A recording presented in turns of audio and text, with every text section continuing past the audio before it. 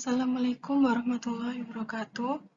Kami dari kelompok 5 pada mata kuliah audit siklus laporan keuangan pada kesempatan kali ini ingin memaparkan materi mengenai audit atas saldo kas.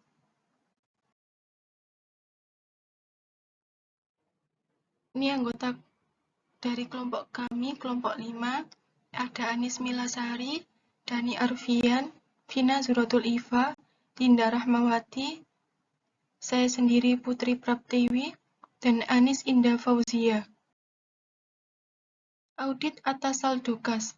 Audit atas saldo kas merupakan pemeriksaan buku khusus mengenai transaksi kas dalam jangka waktu tertentu untuk meneliti kelengkapan, kebenaran, dan sahnya transaksi kas itu, serta untuk menetapkan apakah seluruh penerimaan kas telah dibukukan atau yang disebut kas audit, Otoritas Jasa Keuangan. Definisi audit kas. Kas menurut PSAK nomor 2 adalah terdiri dari saldo kas atau yang disebut kas on hand dan rekening bank atau giro. Sedangkan setara kas sifatnya sangat likuid dan berjangka waktu relatif pendek. Kas adalah alat pembayaran yang siap dan bebas dipergunakan untuk membiayai kegiatan umum perusahaan. Sementara setara kas bertujuan untuk menjaga komitmen kas jangka pendek. Dalam setiap transaksi ini harus ada bukti dan pencatatan terhadap arus kas, baik kas penerimaan maupun pengeluaran. Audit kas diperlukan untuk menelusuri kebenaran pencatatan. Tujuan audit kas. Kas adalah aset perusahaan yang mudah diselewengkan. Oleh karena itu, pentingnya dilakukan audit kas untuk menjaga kewajaran arus kas. Berikut tujuan audit kas. Yang pertama, memeriksa adanya terdapat pengawasan internal yang baik terhadap kas dan setara kas serta transaksi penerimaan dan pengeluaran kas dan bank. Memastikan transaksi kas benar terjadi atau tidak ada transaksi fiktif. Yang ketiga, memeriksa saldo kas dan setara kas betul ada dan miliki oleh perusahaan. Yang keempat, memastikan pencatatan yang akurat, sistematis, dan tepat waktu, sehingga tidak ada pencatatan kas yang terlewat, salah hitung, atau tidak pas untuk pencatatan. Selanjutnya, mengetahui jika ada pembatasan saldo kas, dan yang terakhir, memastikan penyajian neraca sudah sesuai dengan aturan akuntansi keuangan di Indonesia.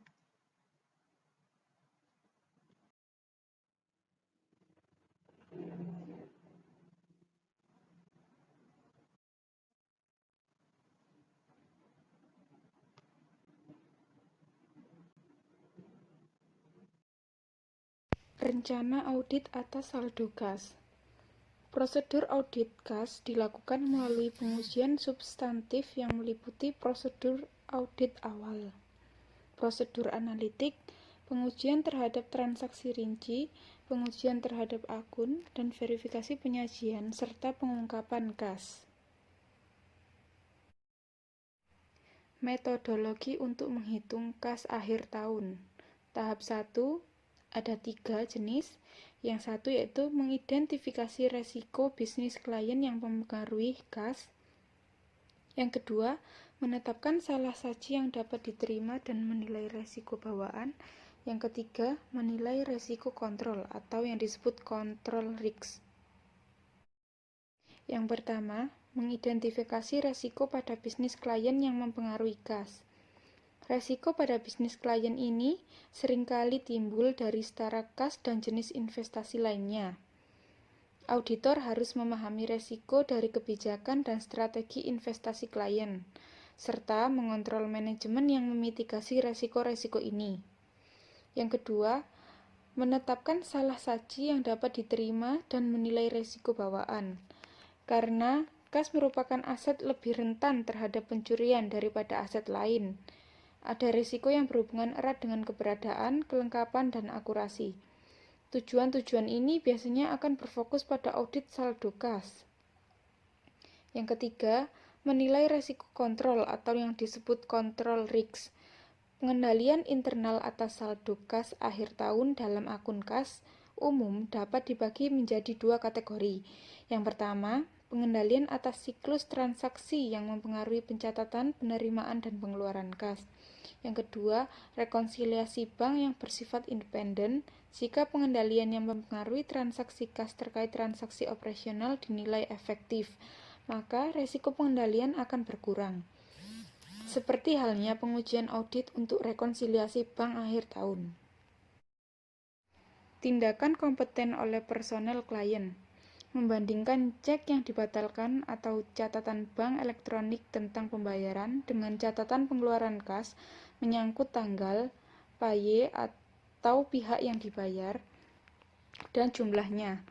Memeriksa cek yang dibatalkan atau catatan bank elektronik tentang pembayaran menyangkut tanda tangan, endorsement, dan pembatalan. Membandingkan setoran di bank dengan penerimaan kas yang tercatat menyangkut tanggal, pelanggan, dan jumlah. Memeriksa urutan nomor cek dan menyelidiki cek yang hilang. Merekonsiliasi semua item yang menyebabkan perbedaan antara nilai buku dan saldo bank, serta memverifikasi kesesuaiannya dengan bisnis klien. Merekonsiliasi total debit pada laporan bank dengan total catatan pengeluaran kas. Merekonsiliasi total kredit pada laporan bank dengan total catatan penerimaan kas. Mereview transfer antar bank pada akhir bulan untuk melihat kesesuaian dan pencatatan yang tepat. Dan yang terakhir, menindaklanjuti cek yang beredar dan pemberitahuan penghentian pembayaran. Audit akun kas umum.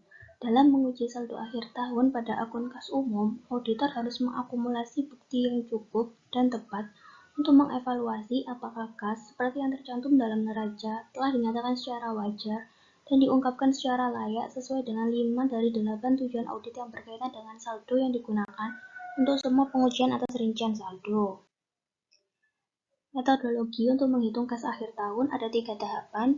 Tahap yang pertama yaitu mengidentifikasi resiko bisnis klien yang mempengaruhi kas, menetapkan materialitas kinerja, dan menilai resiko inheren, menilai resiko pengendalian atau pengendalian terhadap siklus transaksi dan rekonsiliasi bank independen. Untuk tahap yang kedua yaitu merancang dan melaksanakan pengujian pengendalian serta pengujian substantif atas transaksi. Dan tahapan yang ketiga yaitu merancang dan melaksanakan prosedur analitis, merancang pengujian atas rincian saldo kas. Tujuan audit yang berkaitan dengan saldo dan pengujian atas rincian saldo untuk kas umum di bank. Tujuan audit yang berkaitan dengan saldo yang pertama yaitu kas di bank yang dinyatakan pada rekonsiliasi debut dengan benar dan sama dengan buku besar umum atau detail tie-in. Prosedur pengujian atas rincian saldo yang umum yaitu memfold daftar cek yang beredar dan pembayaran elektronik serta deposit dalam perjalanan. Membuktikan rekonsiliasi bank sebagai penambahan dan pengurangan termasuk semua item rekonsiliasi. Menelusuri saldo buku pada rekonsiliasi ke buku besar umum. Tujuan yang kedua yaitu kas di bank seperti yang dinyatakan pada rekonsiliasi memang ada atau eksistensi, kas di bank yang ada dicatat atau kelengkapan, kas di bank yang dinyatakan dalam rekonsiliasi sudah akurat atau keakuratan.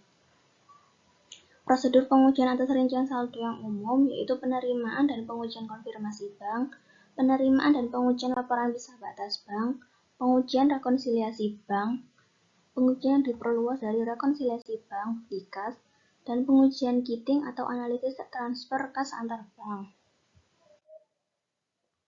Tujuan audit yang ketiga yaitu transaksi penerimaan kas dan pengeluaran kas dicatat di periode yang benar atau pisah batas. Prosedur pengujian atas rincian saldo yang umum untuk penerimaan kas yaitu menghitung kas di tangan pada hari terakhir tahun berjalan dan selanjutnya menelusuri deposit dalam perjalanan dan jurnal penerimaan kas. Menelusuri deposit dalam perjalanan ke laporan bank pada periode selanjutnya atau laporan pisah batas bank. Sedangkan untuk pengeluaran kas yaitu menghitung kas di tangan pada hari terakhir tahun berjalan dan selanjutnya menelusuri ke cek yang beredar serta jurnal pengeluaran kas, menelusuri cek yang beredar ke laporan bank pada periode selanjutnya. Penerimaan konfirmasi bank. Auditor menerima permintaan konfirmasi langsung dari setiap bank atau institusi keuangan lainnya di mana klien melakukan bisnis kecuali ada sejumlah besar akun yang tidak aktif. Jika bank tidak merespon permintaan konfirmasi, auditor harus mengirimkan permintaan kedua atau meminta klien berkomunikasi dengan bank untuk memintanya melengkapi dan mengembalikan konfirmasi ke auditor. Untuk memudahkan auditor dan bankir yang diminta untuk mengisi konfirmasi bank, AICPA menyetujui penggunaan formulir konfirmasi bank standar atau Standard Bank Confirmation Form.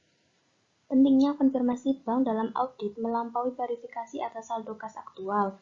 Setelah auditor menerima konfirmasi bank yang lengkap, saldo akun bank yang telah dikonfirmasi oleh bank harus ditelusuri ke jumlah yang dinyatakan pada rekonsiliasi bank.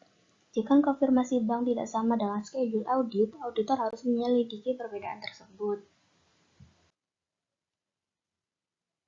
Penerimaan aktivitas visa batas bank setelah akhir tahun laporan visa batas bank atau cut-off bank statement. Laporan bank periode parsial dan salinan terkait atau akses digital ke cek yang dilibatkan yang terkait, salinan slip deposit, dan dokumen lain yang tercantum dalam laporan bank yang dikirimkan langsung oleh bank ke kantor akuntan publik atau melalui akses online ke catatan elektronik bank tentang informasi rekening bank klien. Tujuan dari laporan visa batas bank atau akses elektronik ke informasi akun pada sistem bank adalah memverifikasi item rekonsiliasi pada rekonsiliasi bank akhir tahun klien dengan bukti tidak dapat diakses oleh klien. Pengujian rekonsiliasi bank. Verifikasi atas rekonsiliasi yang dilakukan auditor melibatkan beberapa prosedur. Yang pertama, memverifikasi bahwa rekonsiliasi bank klien sudah akurat secara matematis. Yang kedua, menelusuri saldo pada konfirmasi bank dan atau saldo awal pada laporan visa batas ke saldo berbank pada rekonsiliasi bank untuk memastikan saldo tersebut sama. Yang ketiga, menelusuri cek yang ditulis dan dicatat sebelum akhir tahun dan dimasukkan dengan laporan visa batas bank ke daftar cek yang beredar pada rekonsiliasi bank dan ke jurnal pengeluaran kas pada periode itu atau periode-periode sebelum tanggal neraca. Yang keempat, menyelidiki semua cek yang signifikan yang tercantum dalam daftar cek yang beredar yang belum di-clearing oleh bank pada laporan visa batas. Yang kelima, menelusuri setoran dalam perjalanan ke laporan visa batas bank. Dan yang keenam, memperhitungkan item yang direkonsiliasi lainnya pada laporan bank dan rekonsiliasi bank. Prosedur yang berorientasi kecurangan. Prosedur yang dapat mengungkapkan kecurangan dalam bidang penerimaan kas termasuk 1. Konfirmasi piutang usaha, 2. Pengujian yang dilaksanakan untuk mendeteksi lapping, 3. Mereview ayat jurnal buku besar umum dalam akun kas untuk pos-pos tidak biasa, 4. Membandingkan pesanan pelanggan dengan penjualan dan penerimaan kas selanjutnya, 5. Memeriksa persetujuan dan dokumen pendukung piutang tak tertagih serta retro penjualan dan pengurangan. Mari kita asumsikan bahwa ada kelemahan pengendalian internal yang material dan akhir tahun klien adalah 31 Desember dengan menggunakan pendekatan umum auditor. 1. Memulai dengan rekonsiliasi bank bulan November dan membandingkan semua item yang direkonsiliasi dengan cek yang dibatalkan dan dokumen lain dalam laporan bank bulan Desember. 2. Membandingkan semua cek yang dibatalkan yang tersisa dan slip setoran dalam laporan bank bulan Desember dengan jurnal pengeluaran kas dan penerimaan kas. 3. Menelusuri semua item yang belum di-clearing dalam rekonsiliasi bank bulan November serta jurnal pengeluaran dan penerimaan kas bulan Desember ke rekonsiliasi bank tanggal 31 Desember untuk memastikan bahwa item-item tersebut telah dimasukkan. Yang keempat, memverifikasi bahwa semua item rekonsiliasi dalam rekonsiliasi bank tanggal 31 Desember menyajikan item dari rekonsiliasi bank bulan November dan jurnal bulan Desember yang belum di-clearing oleh bank. Auditor terkadang menyiapkan bukti kas ketika klien memiliki kelemahan pengendalian internal yang material terhadap kas. Auditor menggunakan bukti kas untuk menentukan apakah hal-hal berikut dilakukan. 1. Semua penerimaan kas yang tercatat telah disetorkan. Yang kedua, semua setoran di bank dicatat dalam catatan akuntansi. Yang ketiga, semua pengeluaran kas yang tercatat telah dibayarkan oleh bank. Dan yang keempat, semua jumlah yang telah dibayar oleh bank dicatat. Bukti kas, proof of case, meliputi 4 tugas rekonsiliasi berikut. merekonsiliasi saldo laporan bank dengan saldo buku besar pada awal periode bukti kas, merekonsiliasi penerimaan kas yang disetakan per bank dengan penerimaan yang dicatat dalam jurnal penerimaan kas selama periode tertentu, merekonsiliasi pembayaran elektronik dan clearing cek yang dibatalkan oleh bank dengan yang dicatat di jurnal pengeluaran kas selama periode tertentu, dan yang terakhir merekonsiliasi saldo laporan bank dengan saldo buku besar umum pada akhir periode bukti kas. Terdapat beberapa hal yang sebaiknya diaudit dalam schedule transfer antar bank, yaitu ketepatan informasi di schedule transfer antar bank harus diverifikasi. Transfer antar bank harus dicatat baik dalam laporan bank yang menerima maupun bank yang mengeluarkan. Tanggal pencatatan pengeluaran dan penerimaan dari setiap transfer harus berada dalam tahun fiskal yang sama. Pengeluaran dalam schedule transfer antar bank harus dimasukkan dalam atau dikeluarkan dari rekonsiliasi bank akhir tahun dengan benar sebagai cek yang beredar.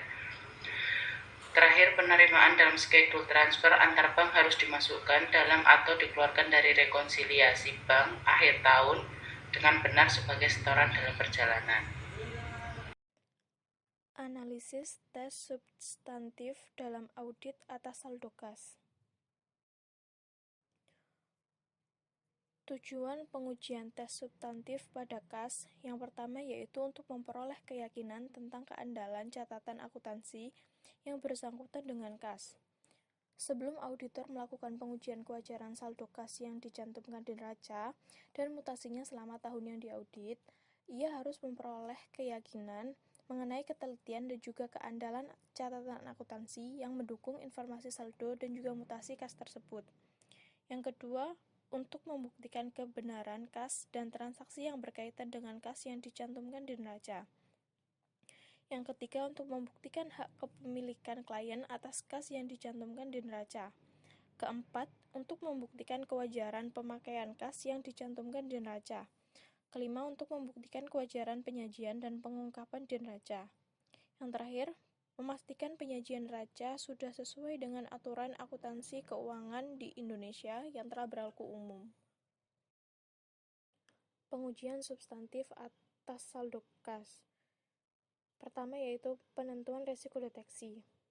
Kombinasi penilaian risiko bawaan dan risiko kontrol dari transaksi penerimaan dan juga pengeluaran kas dengan mempertimbangkan transaksi investasi. Hal-hal yang perlu diperhatikan dalam melakukan risiko deteksi audit kas yaitu hati-hati pada saat melakukan validitas saldo kas. Kemudian fokus pada tes substantifnya. Lalu risiko bawaannya biasanya tinggi pada saat melakukan risiko deteksi.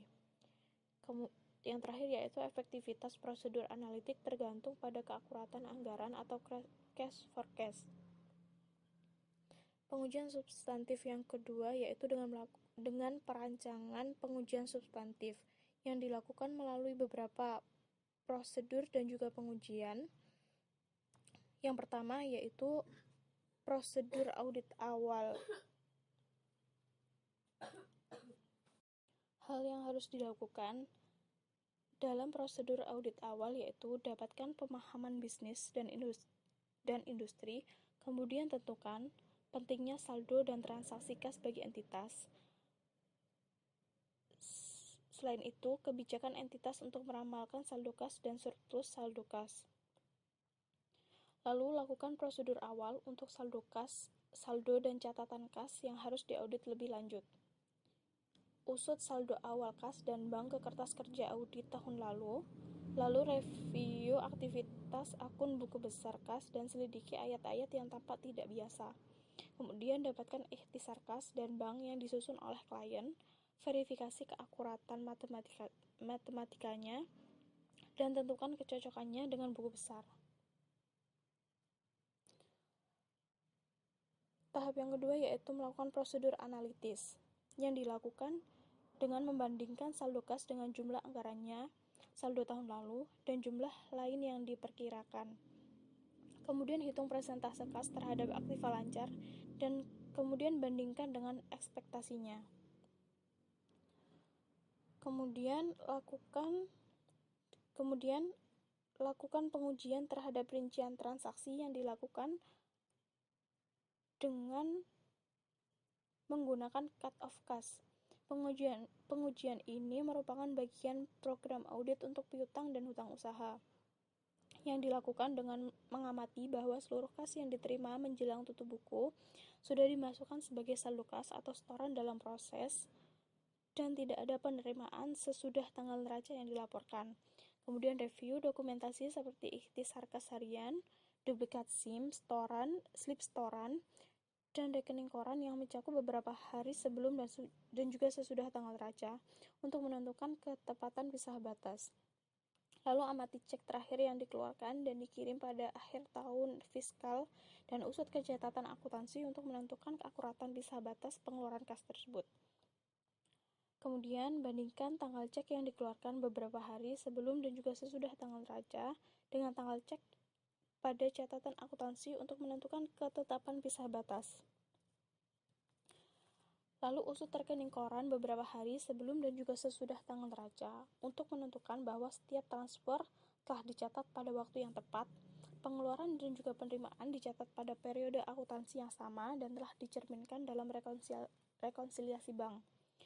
Lalu buat proof of cash untuk setiap rekening giro bank atau rekonsiliasi 4 kolom jika ada resiko terjadi kecurangan transaksi. Kemudian selanjutnya yaitu melakukan pengujian terhadap rincian saldo akun yang dilakukan dengan menghitung kas yang belum disetorkan ke bank dan tentukan bahwa jumlah tersebut diikutkan dalam saldo kas. Kemudian lakukan konfirmasi ke bank untuk rekening giro, tabungan, dan juga pinjaman. Lalu lakukan konfirmasi dengan bank atas perjanjian seperti pagu kredit, saldo kompensasi, garansi pinjaman, atau dengan pihak lain. Lalu lakukan scan, review, atau buat rekonsiliasi bank bila mana diperlukan. Yang terakhir, dapatkan dan juga gunakan bank cut-off statement untuk memverifikasi pos rekonsiliasi bank. Selidiki juga cek yang tidak dicatat yang telah dikliringkan bank dan cari bukti adanya window dressing. Yang terakhir yaitu dengan melakukan penyajian dan pengungkapan. Hal tersebut dilakukan dengan membandingkan statement penyajian dengan PABU. Tentukan bahwa saldo kas telah diidentifikasi dan diklasifikasikan dengan tepat. Tentukan juga bahwa bank overdraft direklasifikasikan sebagai hutang lancar dan tanyakan pada manajemen, review korespondensi dengan bank, dan review notulen rapat direksi untuk menentukan hal-hal yang diperlukan dalam pengungkapan seperti pagu kredit, jaminan, pinjaman, dan restriksi-restriksi lain terhadap saldo kas.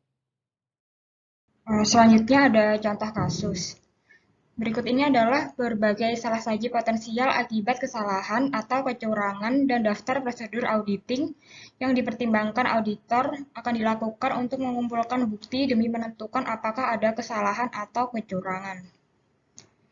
Salah saji yang mungkin terjadi akibat kesalahan atau kecurangan adalah, yang pertama, auditor mencurigai bahwa ada skema lapping karena karyawan Departemen Akuntansi yang memiliki akses ke penerimaan kas juga menangani buku besar piutang usaha dan menolak mengambil cuti libur atau sakit. Yang kedua, auditor mencurigai bahwa entitas telah meningkatkan secara tidak tepat kas yang dilaporkan pada neracanya dan menarik cek dari salah satu akun dan tidak mencatatnya sebagai setoran pada akun kedua. Yang ketiga, penerimaan kas entitas pada beberapa hari pertama tahun selanjutnya telah disetorkan secara tepat dalam akun operasi umum setelah akhir tahun. Namun, auditor mencurigai bahwa entitas mencatat penerimaan kas itu dalam pembukuannya selama minggu terakhir tahun audit. Yang keempat, auditor memperhatikan kenaikan yang signifikan atas beberapa kali kas kecil diisi kembali selama setahun berjalan dan mencurigai bahwa kustodian telah mencuri uang dari dana kas kecil itu. Selanjutnya, auditor mencurigai bahwa ada skema cheating karena karyawan Departemen Akuntansi yang dapat mengeluarkan dan mencatat cek sepertinya menjalani gaya hidup yang hedonisme. Yang keenam, selama menguji rekonsiliasi akun bank penggajian, auditor memperhatikan bahwa cek untuk seorang karyawan jauh lebih besar daripada cek penggajian lainnya. Yang ketujuh, auditor mencurigai bahwa controller menulis beberapa cek dan mencatat pengeluaran kas tepat sebelum akhir tahun, tetapi tidak mengirim cek itu hingga lewat minggu pertama tahun berikutnya. Daftar prosedur auditing. Bisa dilihat ada beberapa daftar prosedur auditing, ada A sampai dengan H. Yang pertama, mengirimkan konfirmasi bank untuk mengkonfirmasi saldo di bank pada akhir tahun. Membandingkan rincian ayat jurnal penerimaan kas dengan rincian slip setoran harian yang berkaitan. Menghitung saldo kas kecil pada akhir tahun. Memperoleh laporan pisah batas bank dan membandingkan cek yang di-clearing dengan rekonsiliasi akhir tahun. Memeriksa faktur, penerimaan, dan dokumentasi lain yang mendukung pengisian kembali kas kecil. Memeriksa pencairan cek penggajian setelah akhir tahun dengan jurnal penggajian. Menyusun schedule transfer bank.